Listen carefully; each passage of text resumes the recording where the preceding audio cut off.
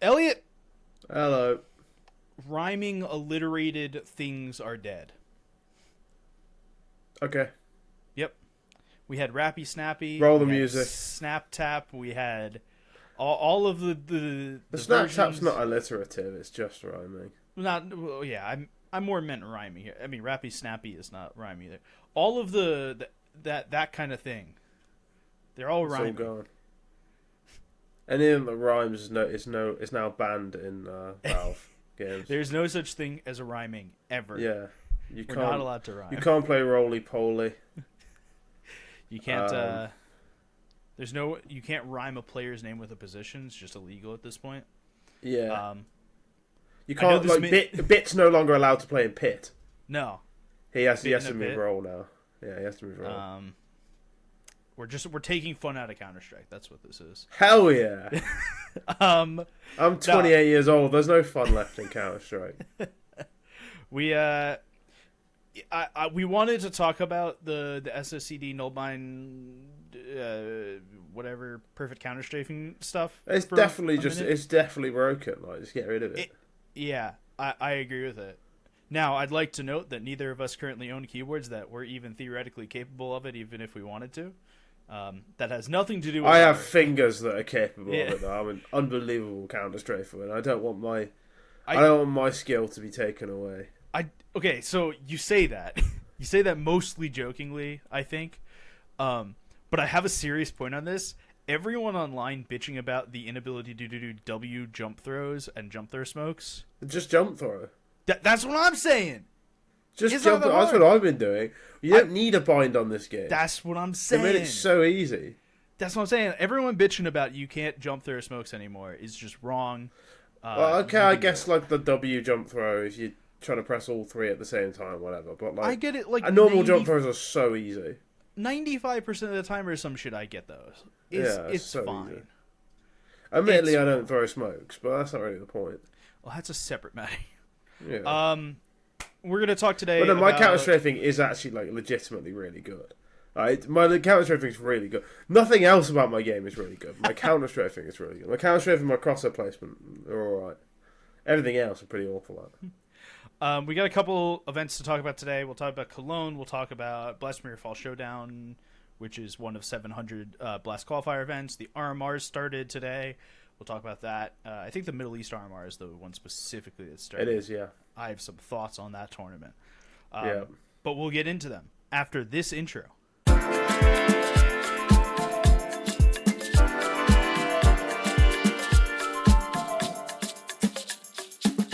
Welcome to Overtime. We should make AI versions of us Fortnite dancing to the intro. I kind of want to do that now. Yeah, it'd be great fun. Oh God! But I feel like it's got to be the shittiest version of it. Yeah. Like we have to dig deep into the AI of it. Yeah, it has to be Like really bad. Like you'll have 6 fingers and I'll have 3 legs or some shit like that. Yeah. Like it's gonna. Okay. Welcome to Overtime Inferno. It's a podcast. You've been here before or you haven't, and welcome. And I don't know why I'm doing this intro. We haven't done this intro in like a year. They don't know that if they're first time listeners. That's you could have just played it off as normal. We got a couple things to talk about today. It's like 4 different events. Yeah. We'll start with the event that finished most recently, which was IEM Cologne. Hell yeah. You and I didn't get to talk after the group stage. We only talked after the play-ins. So I forgot my microphone, or as I put in the podcast channel, I forgot my microphone. The reason was, and this is legitimately true, I had a flight at 6:45 in the morning. Okay. So I set my alarm for 4:15 a.m. I set a second alarm for 4:25 a.m. just in case. Either they both didn't go off, which seems unlikely, or I slept through both of them without waking up, which seems more likely. Woke up at 5:15 to my Uber driver telling me, "I'm here, by the way," and me having to go, "Oh shit, sorry, I'm going to have to cancel. I've just woken up." And then I had to pack in a hurry, forgetting like half the stuff. Thankfully, I had a list of things I needed to pack, but I forgot to put the microphone on that list, so I forgot it. And I was not here. I wasn't gonna chastise you for not being here. I just wanted. No, I know, but it's quite an amusing anecdote. I think. I agree. I got on my flight, so we had talked about teams getting out of play-ins. Yeah. I think let's do this like a week removed. What was your biggest surprise of the group stage? Well, we both kind of said Spirit weren't going to make it. Yeah, and it was based on nothing except like there's always a slow fall off and then a massive drop off. Whenever a team's good, they'll like slowly get worse, and then all of a sudden they'll just be terrible for an event or two. I'd like to make a note on this that the slow fall off, it's an indeterminate length of fall off. Yeah. But it's not like 3 months of fall off and then you drop off.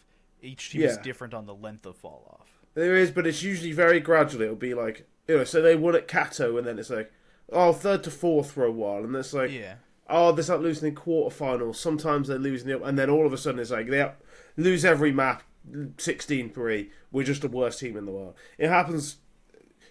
It feels like it happens quite a lot, and it just felt like Spirit have been on the decline for a while. They're gonna have a high profile fail. Didn't feel like it was going to be as bad as it was. It was really bad. Yeah, it was bad. But it wasn't that surprising. It felt bad. It felt bad to watch. It wasn't great. Yeah, no, it wasn't good to watch. I think the other surprise, the main event, and I talked about this with James, our producer, last week. Obviously, Saw was massive. Yeah, in like this revelation of Saw. Revelation of Saw of them. Yeah, being, this team. Yeah, let's talk about it, because Saw were really, really good about 4 months ago, 5 months ago. They were really good around the time of the major, if I remember correctly. Yeah. They were, like, legitimately... We were thinking, like... They had, like, this 11-map win streak where they just weren't losing. They were unbelievable. And then they had that sort of, like, slow drop-off. Mm-hmm. A little bit. And then they went back to sort of... They weren't really challenging. They were just sort of there. You're like, oh, okay, you've had your little honeymoon period. But actually... They figured out a way. It's like, oh, no, we actually are good. We were just having a bit of an off period. They're not... When a team's good again after that length of time, it's like, oh, okay, I'm ready to believe they're actually quite good. Dude, Aristos is so good. This team is good. So I didn't get to watch as much of this team as I really wish I did. Work shit happened last week, and tournaments being on during work was its own fun. So I didn't get to watch as much Saw as I wish I did, but like the Saw I got to watch was just incredibly fun. And I want to. Well, their flashbang use is just so good. We'll talk about their flashbang use is just so good. I mean, their utility in general is really good. Their flashbang use is incredible. But there are very few teams with better flashbangs than them. Saw feels like to me the way I wish Big felt. Because Big, at least they used to be always this like incredibly drilled team that was better than what they were on paper. Yeah. Now Big are about as good as they are on paper. Big is its own different team, but Saw feels like the second version of Big, if you take these players on paper, especially if you don't really watch Counter-Strike, you just like very casual, you're like, yeah, this team's fucking getting last place in the event. Muterus has been like around for 15 years and he's been bad for 14 of them. Yeah, you're like, what the fuck is this? I have no faith in this team, but they are a considerably better team than they are on paper. Let's talk about them in conjunction with the playoffs that happened. Yeah. They played FaZe in the first round. Now, you didn't hear my takes last week on these playoffs. No. But I'm sure you can guess roughly what I said about the FaZe versus Saw matchup. Did you say FaZe have looked absolutely terrible, Saw looked really good going in, FaZe win 2-1? Is that what you said? I said exactly that, with the addition of FaZe have a stage buff. Yeah. FaZe are not very good. No, they're not. This isn't like a hot take. This isn't like... FaZe are actually just kind of bad now. Like, they were 11-1 down to Liquid. Like, Yeah, I get it. They have this massive comeback, and it's amazing. Good teams don't come back from 11-1 down because they're not 11-1 down. So I want to talk about FaZe. Well, let's finish talking about Saw, but I have some comments on FaZe. Yeah. Saw beat FaZe in their opening match. It was close-ish. But it was close, but it was pretty clear Saw were the better team. Yeah, I was going to say, it felt like Saw had control even when they didn't. Even on Nuke, when they had to go to overtime, it felt like Saw kind of just had control. They were the better team, yeah. They were the better.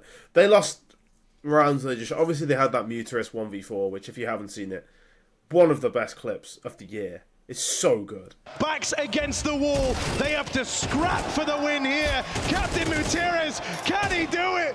2 kills connect, but they know where he is now. It's not a guessing game. It's an aimers game. Muterus, 31 years old, looks to leave his impression in the lag, says one more. Oh! He's stuck behind sight. He's got 4 CTs running at him, and he just manages to isolate the fight perfectly and kills the last guy with a one tap. It's so sick. It's an unbelievable clutch from a player who is, as I say, been around for a long, long time and has never had a moment like this. And he gets one chance on stage to win a 1v4, and he completely broke FaZe's back. But even on the map FaZe won, it didn't feel like FaZe were the better team because they weren't. Yeah, I agree. So I want to talk about FaZe for a second because I found a video that's a totally separate, unrelated thing, but I had watched. So on my YouTube, I watch a lot of League of Legends content, as you may guess, because I watch a lot of League of Legends. A video of Kadril, famed former LEC caster and now streamer. Kadril watched the grand finals of the Copenhagen Major on stream. He got permission to co-stream it. And a video got uploaded of the supercut of him watching the finals. Yeah. I had time the other day during work and said, fuck it, I'm just going to put this on. So I rewatched the Copenhagen finals 2-3 days ago. The amount of mistakes that I saw FaZe made in that final that I saw this past weekend, it is that gradual decline.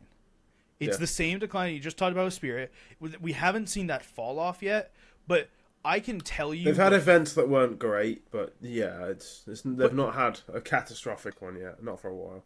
I can tell you how good FaZe was at one point, and you can go and look at them and say, "Oh shit, this team is incredible." And you look at how they don't make mistakes, and the number one thing that pops into my head about how Brokey used to be one of the top clutchers in the world, and the downfall of Brokey's clutching ability needs to be studied.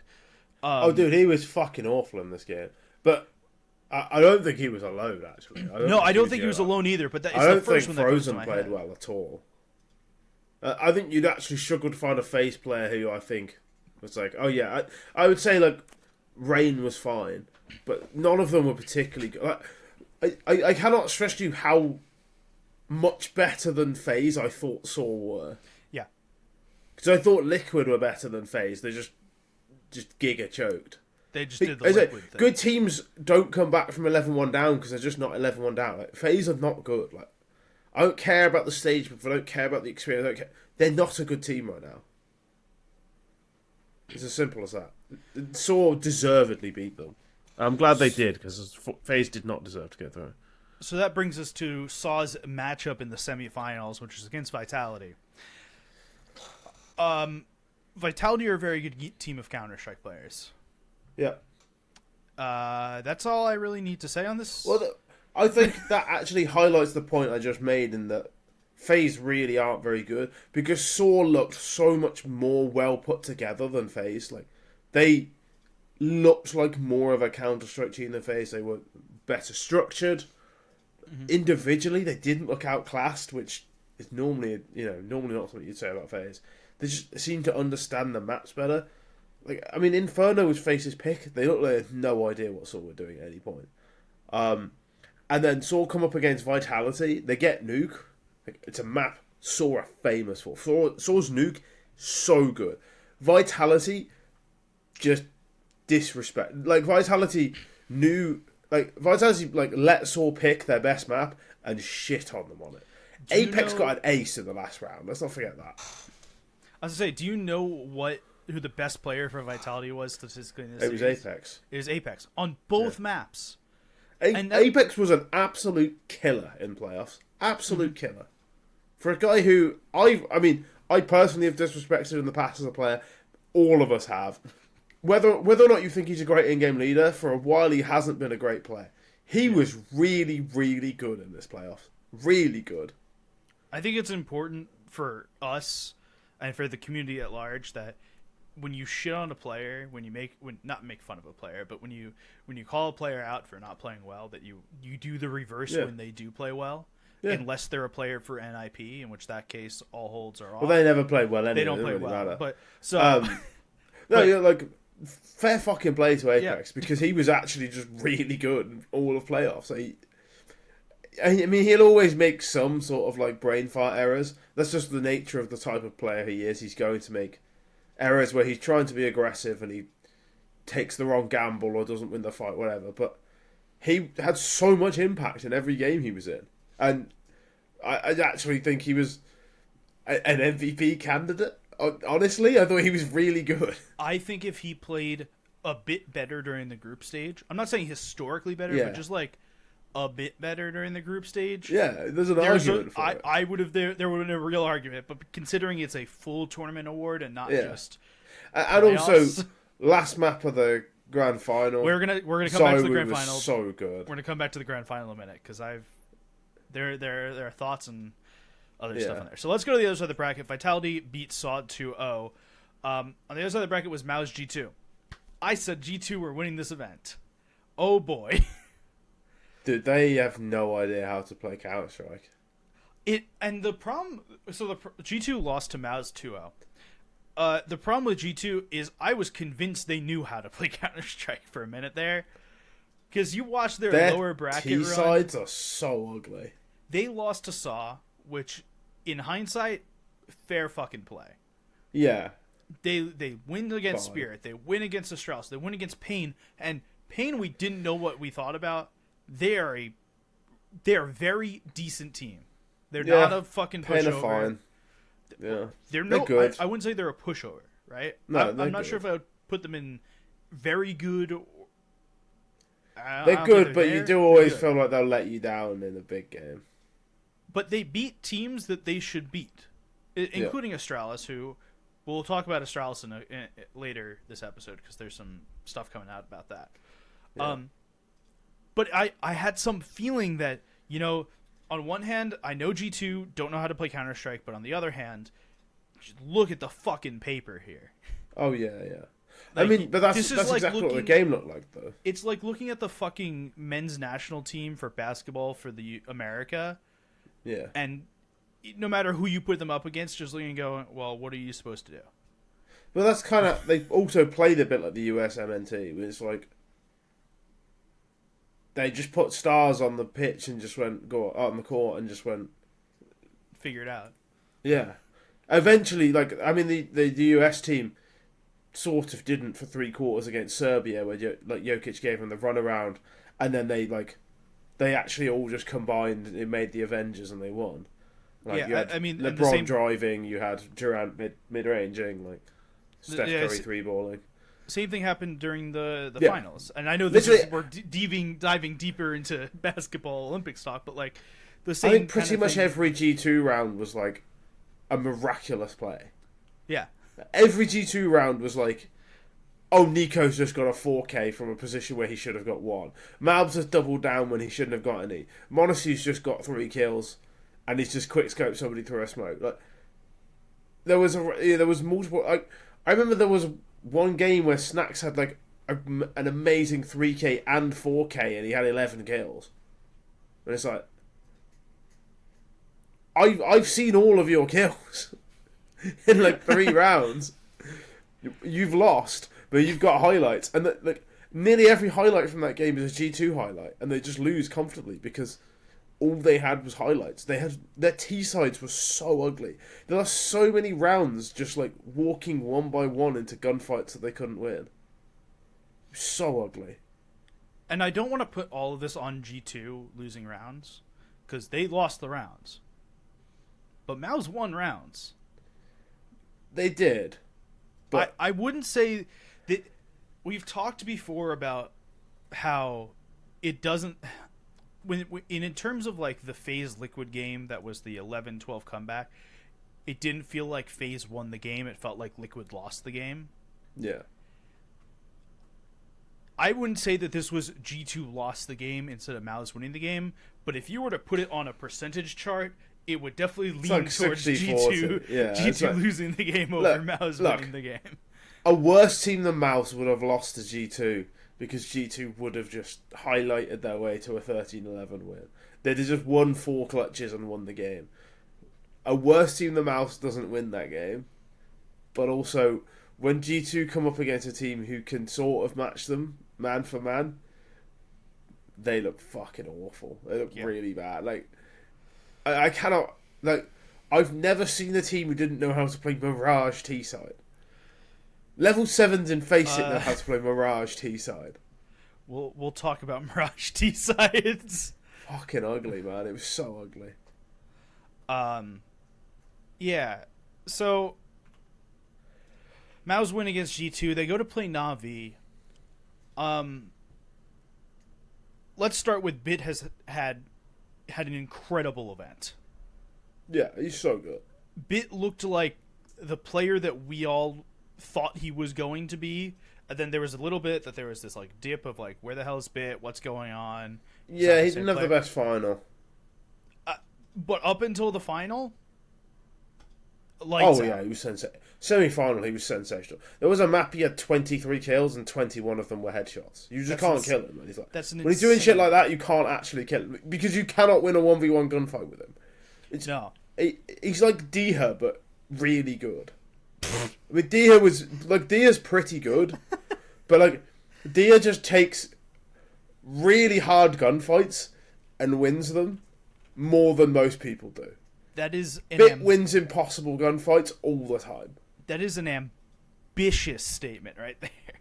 No. Dia on Ent, I don't care, man. Like when Ent was like 3rd in the world, Dia won fights like that you can't win.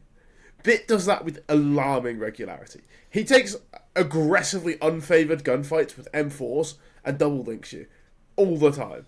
He's so good. Like, his aim is... I do not think anyone has ever been able to aim as well as Bit can.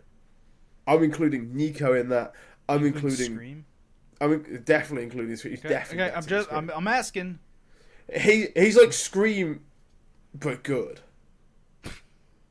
Scream, but a complete player that's not just can aim. Yeah. Like he's Scream, but like more reliable. Scream if Scream could stand still sometimes. Bit is so impossibly good in 1v1 gunfights. The way you beat him is obviously you don't die, like you overwhelm him. Don't die. Yeah, like, you don't take fair fights with Bit because there are no fair fights with Bit. It makes every fight unfair because he's really good. So that leads us to the grand finals, Vitality against NaVi. Yeah, I wanna zone in here on the Mirage. Let's start with this. Vitality won 3-1. The map of the year. Vitality won the first map, Nuke, in a single overtime. Navi won Dust 2. And then we get to Mirage. I'm not skipping the first 2 maps because they weren't good. Let this be noted. They were fine. They were good maps. Nuke was fantastic. Nuke was really good. Really good. But this Mirage map is instant map of the year candidate. I think so. I was watching this live. Now, I'm going to back up for a second and explain my day of content viewing because holy shit, my Sunday was fun. I watched the LEC, which was a time, into watching the LEC on one monitor and the New York Mets on another monitor. Yep. Then LEC finished, so Counter-Strike got turned on with the Mets on the other monitor. Then the Mets finished, and I put the LCS on the other monitor while the grand final was still going on, and then I finished out the day. It was nonstop the whole day. It was awesome. Yeah, back in my degenerate era, I've definitely done LEC Counter-Strike football or Counter-Strike football on 3 monitors, and been pretty happy. It's excellent. Now I'm just like happy to watch one thing. And okay, we're gonna actually talk about Mirage now. I stopped watching other shit during Mirage, especially once we got to the overtimes, because it felt was incredible, punch for punch. It was fucking insane. Yeah, it was so good. Like it's actually one of those maps that you just want to watch again. Like you just want to watch it back, and then you want to watch it again, and then you want to watch it again. Like I felt so bad for Imma, because Imma has had so much stick over the last year, like basically since the Paris major, where people are, he was a fluke major, blah, he's not actually that good, blah, blah. He was fucking incredible this event, and especially on this map, he was so good. Him and Bit is just like so sexy, but they just didn't have Wonderful on this map, and it's such a shame. Bit peeking from short towards bench and getting the instant one-tap headshot. Oh, he's... There's nothing you can do about it. Here. All the time in the world to set yourself up through the flames. A headshot from Bit is unbelievable. He one-tap headshots Mezzi with the A4 at one of the longer ranges you'll ever take a duel at. Yeah. And the casters came back and they redid that. They did the replay of that, and Alex and Sponge are looking at it, and they're just like, "Yeah, there's nothing you could do about that because Bit swings and hits the instant headshot. What are you supposed to do about it?" I hate short on Mirage. It's the one position on Mirage I hate playing. I used to play with a guy who was really, really good at short, and when you watch him play, you realize that he doesn't do anything different to me. He's just really good at winning unfair fights, which is exactly what Bit is. Bit is amazing at winning fights that he shouldn't win. That's his superpower, is winning fights he shouldn't win, and that's why he's a perfect short player. Because NaVi's roles on this map are odd. Actually, both teams' roles are odd because they both play their in-game leader and connector, which is weird, unusual. But they're also the two teams in the finals, so what the fuck do I know? And as you mentioned, Apex was pretty good this event. I mean, it wasn't his best map, this one. He finished bottom. But if you're hard. I mean, Wonderful was probably the weakest player on the server. Even then, he had moments. He won pretty important 1v2, if I remember rightly. If you didn't watch this event because you had some shit going on and you're coming to us to figure out what the fuck happens, that we can go into the rest of your know what happened, take the time and watch Mirage. Yeah, literally. It is worth it to just sit down and watch that map. Vitality win the event. Zaiwu gets named MVP. I don't know if you saw the juxtaposition picture of Zaiwu winning MVP as a actual winner of Cologne versus him winning MVP as the loser of Cologne. It's very humorous. I can imagine. And I think that ends Cologne for us. Were there any other surprises that you want to touch on with Cologne, or any other big things? We kind of skipped over NaVi Mouse, but kind of non-event. NaVi just won every clutch and were a bit better than Mouse, which is... Mouse still a little bit dodgy on stage, but also I think they're just not as good as they were a few months ago, even in group stages. Mm-hmm. Still pretty good, but... All right, let's move on to Blasphemous Fall Showdown, which is going on right now as we speak. This is one of the events that will get you into the fall final, which will get you into the global final. Yeah. But this event also doesn't have an actual finals in it. Yeah, it has two semi-finals, and the winners of those both go through. Yep. Awesome. I love event structure this way. Yeah, I mean, you'd imagine FaZe are one of the locks, but they're also quite likely to play Cloud9 next, which is a difficult game. Yeah. So teams very quickly will run through this. I don't think this tournament's insanely important for us to spend a huge amount of time on. In one group, FaZe, Cloud9, Pain, OG, Nip, and Amcal. You'll note there's only 6 teams. That's because FaZe beats Rare Atom earlier today, and OG beat Heroic earlier today. Yeah, the Dexter Derby. We talked about this earlier when you were not here, but Heroic did not look like a real team in Cologne. No. And It's weird, man. In Cologne, Shush just completely shit the bed, which doesn't happen very often. I'd also like to note, it somehow slipped that Buzz joined OG. Yeah, no, I did notice that. We just didn't cover it because I didn't see that happen. Like, to be fair, who cares? No. Well, obviously Heroic care because they just lost to an OG. An OG care, but like I just not. Yeah. Just don't really care who's playing for OG at any point in time. No. So OG. I know that's really dismissive for somebody whose career revolves around Counter-Strike, but I just don't care about OG. I'm sorry, I tried once. So OG will play the winner of NIP Omcall, which I had to work today, but I don't want to watch this. I was on watch this Twitter game again. and I was told this was fucking terrible, and I don't want to watch it. It was terrible last time. I'm sure it's probably bad again. Isaac looking to get the incendiary in to deny plant, but it's bomb back site waiting for it to burn out. There's a safe little spot he's found. Isaac looking to go through smoke off the flash. The flash is great. What the hell? Oh my God. On the M4, into the swing. Again, dude. For another round for MCal. I can't watch this. It's been 13-3 each way in the first two maps. Excellent. Winner, the two teams that probably meet here, as much as you want to say that FaZe won't get it through because they've looked terrible, on the other hand, the other choices are Cloud9 or Pain, and I think that FaZe have the ability to beat both of those teams. And they beat OG, NIP, or AmCal from the other side as well. I think that's true. The second half is a lot more interesting. Yeah, so the second group is Falcons, M80, Complexity, Metasport, Big, Gamer Legion, Virtus Pro, and Zero Tenacity. If you don't know Zero Tenacity, they're a European mixed team from... What region is that called? The Balkans. The Balkans. I was going to say Baltics, but I knew that was wrong. No, it's the Balkans. It's two Serbs, two Bosnians, and a Montenegrin with a Serbian coach. So, out of this group, there's a lot more questions. So, as we're recording, the match has been played. They all start on Thursday and go into Friday. But if you look at this group ahead of time, there are, by my account, 3 teams that could actually get out of this group. I think it's interesting with Zero Tenacity, actually, just looking at them. They're 36th in the world. Yep.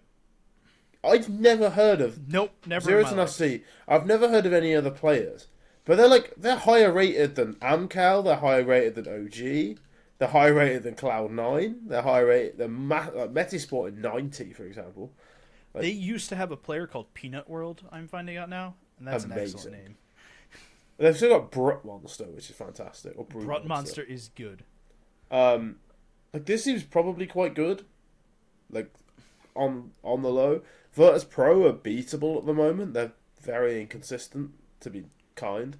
Yep. Mm-hmm. Big and Gamer Legion, both kind of fine, but you don't expect them to get out. Nope. Metasport are, again, fine, but I think Complexity will beat them quite handily. Falcons M80, you'd expect Falcons to just about sneak it. It won't be pretty, but they'll be... I'm interested in this game. I'm interested. I think it'll be an ugly, ugly Falcons win. I think it will be disgusting, but I'm interested. I think Complexity actually quite comfortably go through. Complexity beat whoever gets out of the Falcons M80 game. Think so? But Falcons Complexity is like, you know that whole thing if you like strap a piece of toast to the back of a cat, which side does it land on? Like, which of Falcons or Complexity is going to contrive to lose this game? My bet is Falcons, but I don't know. Complexity are like experts at losing games. I don't know. I'm very excited to watch Falcons M80 tomorrow morning though. I want to watch Falcons Complexity. That's to me that could be anything.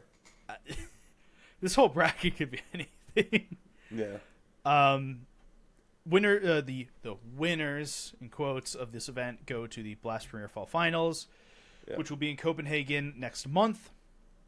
All the other teams are confirmed for that. We'll talk about that once we get a bit closer. let's talk about the RMRs. Actually, before we talk about the RMRs, let's talk about HLTV. Half-Life TV. They, in conjunction with former TLDR writer Harry Nero CS, added HLTV attributes. Yeah. And I need to just say my thanks for this, because I am so happy they did this. It's really cool. So what it is if you go to a player's profile, there will be a chart thing that shows firepower, entering, trading, opening, clutching, sniping, and utility, and there are ratings out of 100 on it, which is based on statistics that HLTV gathers anyway.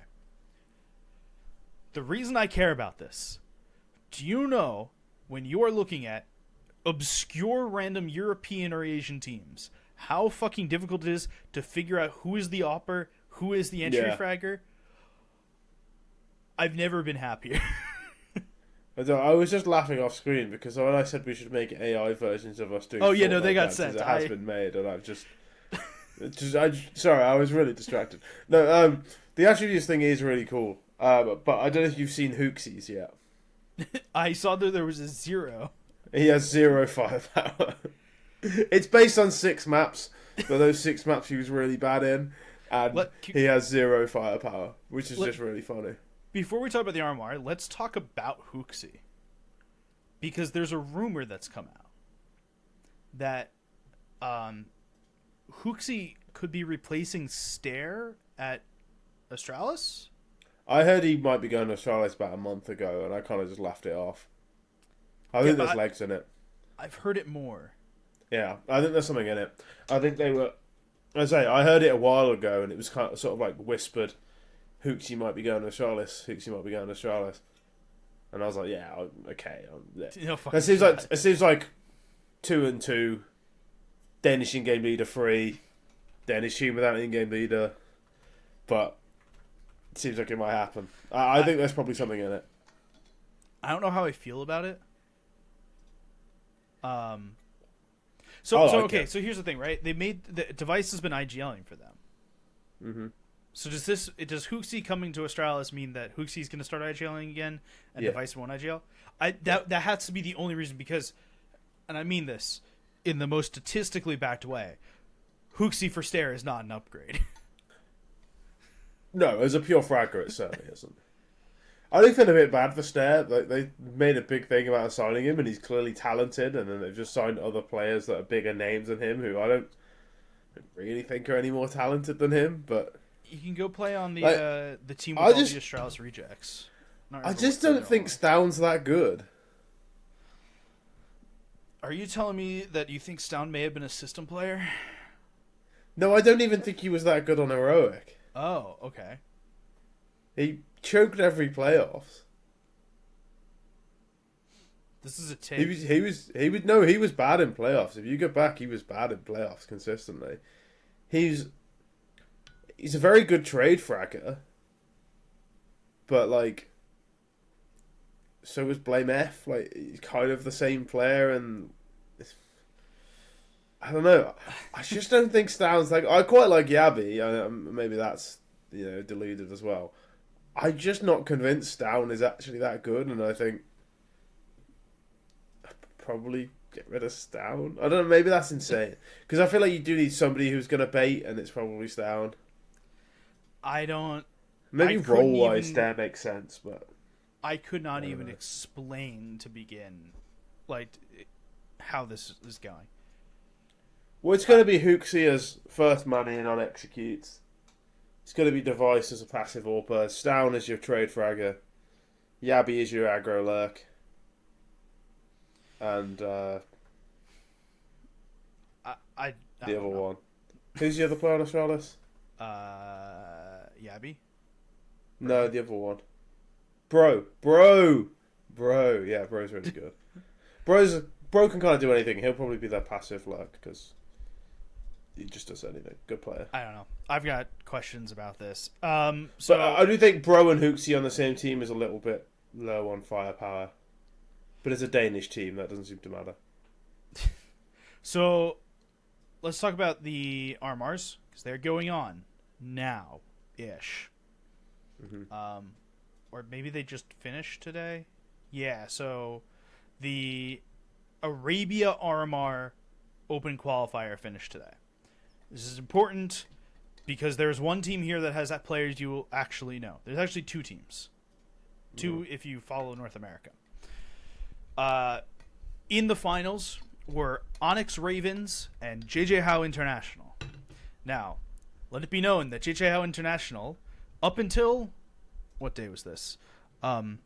Yesterday. Fielded Kirby on their roster. Yeah. Because of course they did. And in his place they put Duplicate. You will also know of Issa from this lineup, a former OG player. Denny Slaw has been around a bunch. He was on Skade for a bit. And I want to say Mini was on a roster that I vaguely remember, but I could be very wrong here. Nah, definitely can't remember. They played in the finals against Onyx Ravens, who have a weird roster.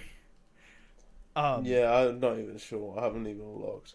So it's Ejram, who's a Iraqi, Tyke, who is a UAE player, Pokemon, who is a former Bad News Bears Pakistani player who played in America for a while. I thought that was... I didn't think that was him. Am I going insane? I think that was Momo. It was Momo, but I thought there Pokemon... Yeah, but I don't think it was Pokemon. Pokemon was a guy who was recommended to us by Tea Time. Tea Time said Pokemon's a friend, or somebody he knows from the scene, who he actually thinks could play in North America and could play outside of the Asian region, the Middle Eastern region, and be really good. He's meant to be super talented. I could have sworn that he played outside of North America. I don't think it's Pokemon. I don't think he did either, but I could have sworn he did. No, there was two. Momo was one of them. It was for Bad News Bears, wasn't it? Yeah. I'm almost certain it was for Bad News Bears. We can go look. It wasn't Umar. It was Bad News Bears Part 2, which is a different team than Bad News Bears. Yeah, Pokemon doesn't have any games for... No, he doesn't. I'm going insane here. I know there were two Pakistani players that played together. Yeah, there were. Pluto was the other one. Pluto, that's it, yeah. Okay. I'm glad we figured this out. Yeah, no. Pokemon was a guy that Tea Time came on this podcast and said he thinks could play outside of that region and be really good. So I need to note the other two players on this team, because the other two players, and both JJ Howe and Onyx Ravens made the closed qualifier, are Python, that would be the former Falcons player, and Sixer. Oh, wow. Former LDLC and Envy player. I swear Sixer was old like 5 years ago. Sixer's 33. Oh, okay, he wasn't that old. No, but he hasn't played for a proper Tier 1 team since 2018. When he was playing for Envy towards the beginning of 2018. So, just thought I'd bring those rosters up because we're all about weird cursed rosters here. Yeah, that is a particularly ugly one. So, EU Closed Qualifier Day 1 has finished. Bunch of teams. Let's talk about it.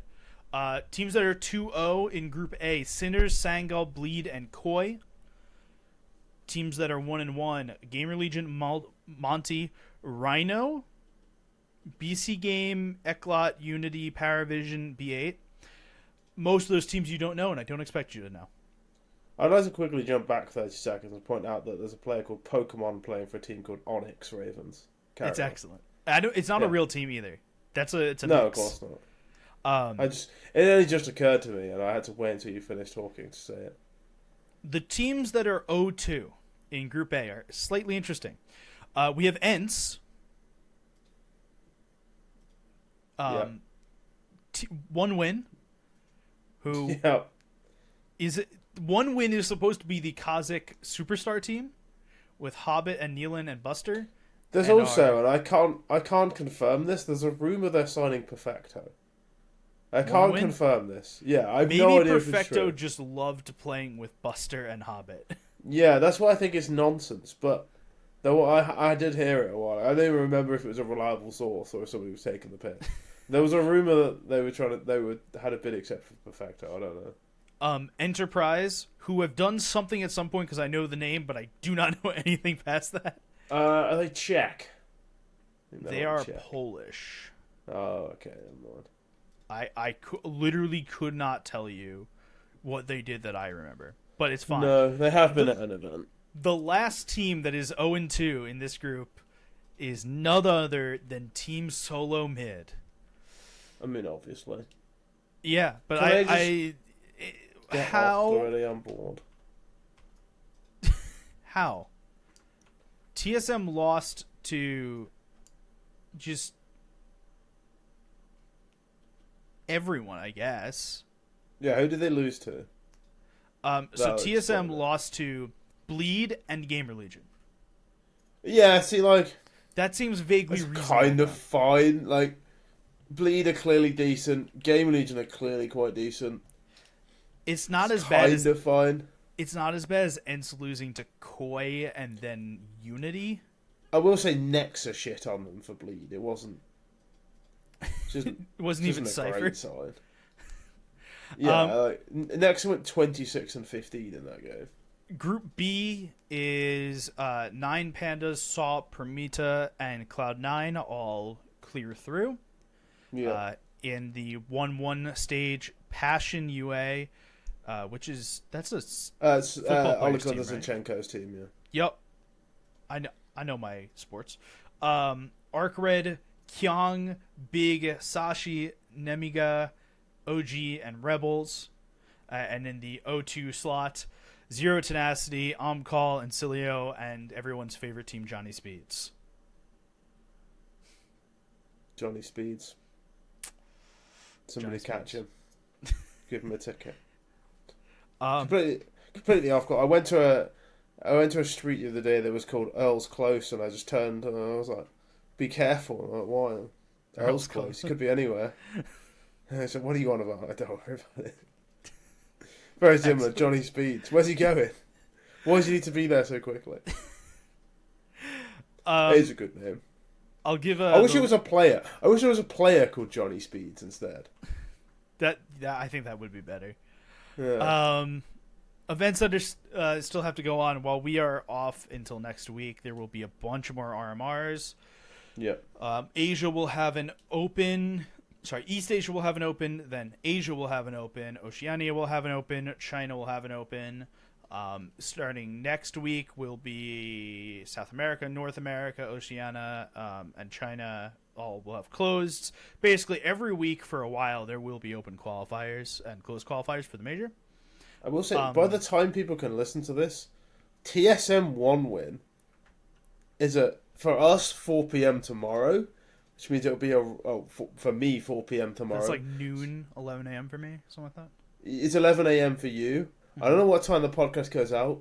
There's a chance that game hasn't happened by the time this podcast comes out. 1 win TSM is an 0-2 game at the RMR qualifier. That's great fun. Get in there.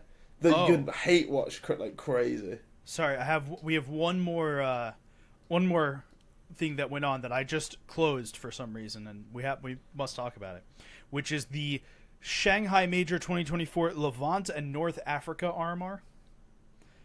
We are talking about this because there is a team called Poggers, which is Doc's team, Poggers, and Drillas, which is Oni Pixel's team, both of which who have made it to the Asian Closed RMR. I'm still convinced Doc is going to be a superstar someday. I'm not ready to give up on the dream.